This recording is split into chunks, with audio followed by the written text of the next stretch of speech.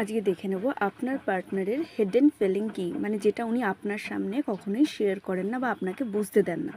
আপনার পার্টনারের current hidden feeling কী আপনাকে নিয়ে।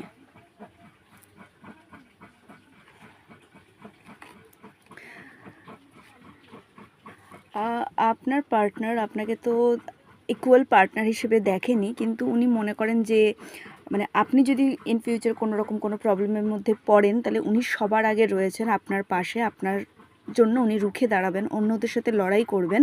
লড়াই করে উনি আপনার আর ওনার যে রিলেশনশিপ বা যেই ভালোবাসার সম্পর্ক, সেটাকে উনি টিকিয়ে রাখবেন।